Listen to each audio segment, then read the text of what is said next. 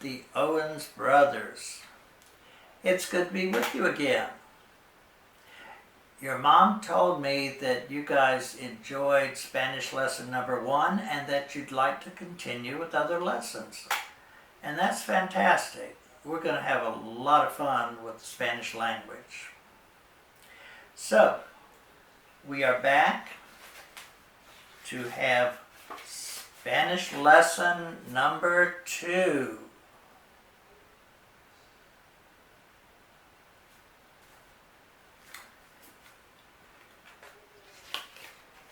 As I mentioned last time, a little hard to get these cards apart sometime, but I'm determined.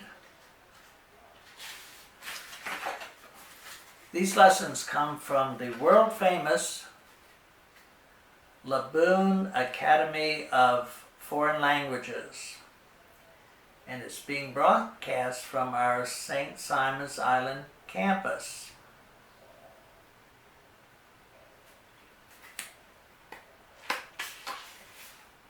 And I am El Profesor Señor Juan, your teacher, Mr. John. And while we're looking at this card, notice there's a little squiggle over the N in Señor. That's a punctuation mark that turns the N into a different letter called an ñ. Ñ. When you see an ñ, remember that it has an invisible Y right after it. So instead of señor, it's señor. Señor. And you'll come in across ñ's quite a bit. We'll go more into that later on.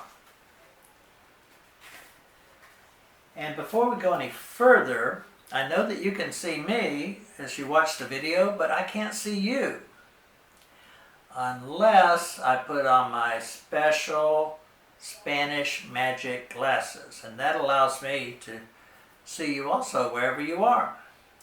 And I see Arthur, and I see Ansel, but I'm not seeing Asa. Where's Asa? You guys didn't lock him in the closet, did you? Oh, no, I see him. He's right over there now. Good. All 3 of the Owens brothers are present and accounted for. That's great. Well, let's dive into lesson number 2. As you remember, in lesson number 1, you learned to count to 5 in Spanish. Uno, dos, tres, cuatro, cinco, 1 through 5. And you can go back and review lesson number 1 and go over any of these words as much as you want to. That's fine. In fact, it's a good way to learn, to go over something several different times. But let's learn the other numbers that go 6 through 10. Seis. Seis. It means 6. And don't worry if the spellings don't look right, because in Spanish the spellings are pronounced differently than English in quite a few cases. So don't worry about that. Just try to imitate the way I say it and you'll be fine. Seis. That means 6. Number 7 is siete. Siete. Siete. And that means 7.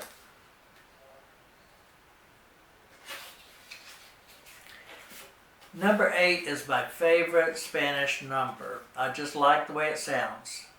And that is ocho. Ocho. 8 is ocho.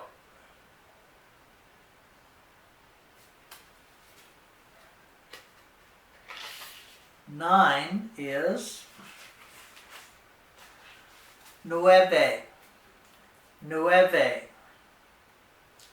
Nueve means 9.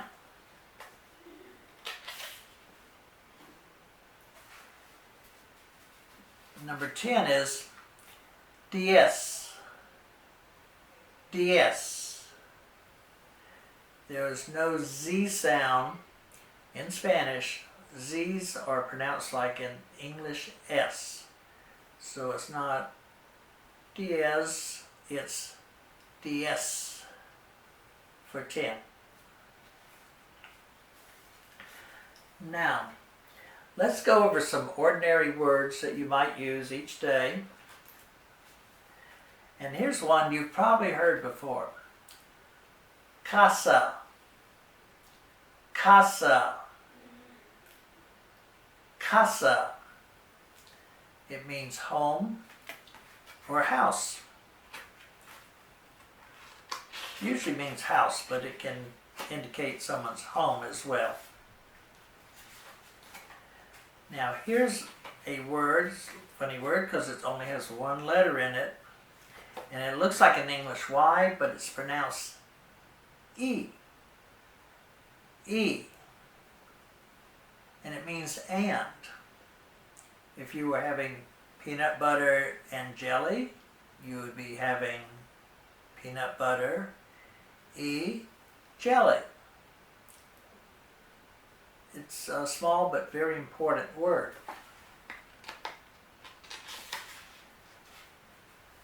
Now, here's another small but important word.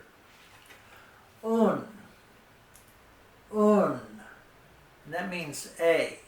Like if you were talking about a book, you would be talking about un book. Or in Spanish it'd be un libro. So, hang on to that. You're going to need that word. Now, I bet you guys wear t-shirts all the time, especially in the warm weather. And the word in Spanish for t-shirts is camisetas. Camisetas. Camisetas. T-shirts. Another word, you might have heard this one too. It's gatos. Gatos. Gatos. And that means cat. Wouldn't it be fun to talk to cats in Spanish? You could say, hola gato, which means, hello cat. And who knows, maybe the cat would answer you back in Spanish. Now there's another word. Well, first of all, let's do the colors. We'll come back to these. I know it might seem like we're going fast, but we're going to come back through them. Blanco. Blanco means white. Azul. Azul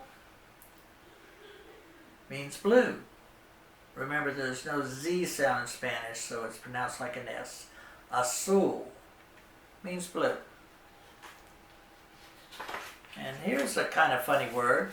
It means red, and it's roja. The Spanish J's are pronounced like H's in English, so it's roja for red. Let's put a few of these together and see what happens. Do you remember? In lesson 1 you learned tango, and it means I have. Okay? You could say tengo un gato blanco.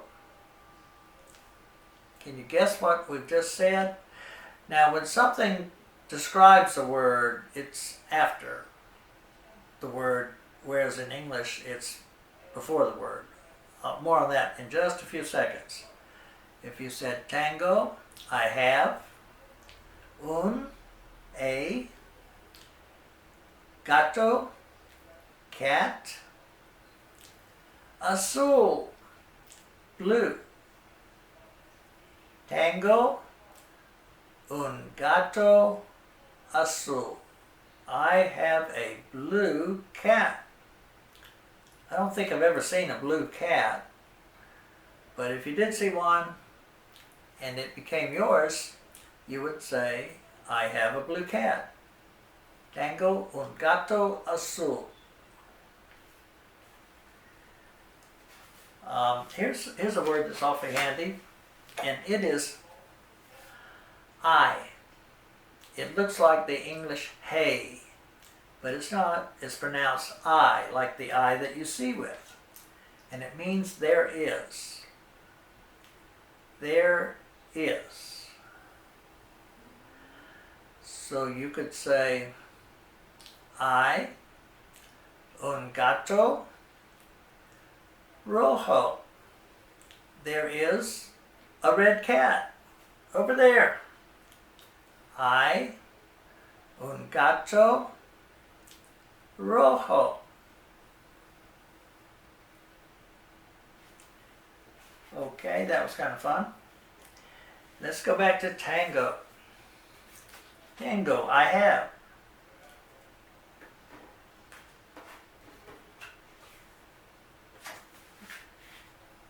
Whoops, excuse me, it's always these cards, okay? That's not the card I'm looking for. Do you see the card I'm looking for? There it is. Okay.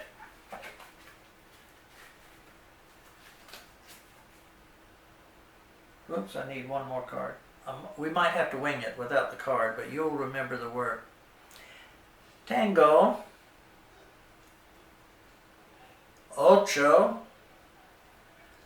camisetas. Tango, ocho camisetas. Remember, camisetas means t-shirts. I have 8 t-shirts. If you had 8 t-shirts, that's how you would communicate that in Spanish. So, we've learned a bunch of new words today, and you can rewind this recording and watch it as many times as you want to refresh yourself on how the words sound and what they mean. You can put words together in different ways to communicate different ideas. And remember, take it slow and have fun. The whole idea of these Spanish lessons is to have fun. And I'm going to try to come up with words and sentences that you can use in your real life, with your friends, at school, at church, with your family. Words that you can really use and enjoy using. So, I think you guys are amazing. You're learning so much so fast that calls for some sort of reward. So I think there will be special treats delivered to you all this coming Friday. Isn't that exciting? Great. So, that's the end of Spanish lesson 2. And it won't be all that terribly long before we will be ready for Spanish lesson 3. In the meantime, practice a little bit, have some fun, and look forward to a fantastic summer vacation from school. So at this point I will say adios, adios, goodbye, or I should say hasta la vista, which means until I see you again.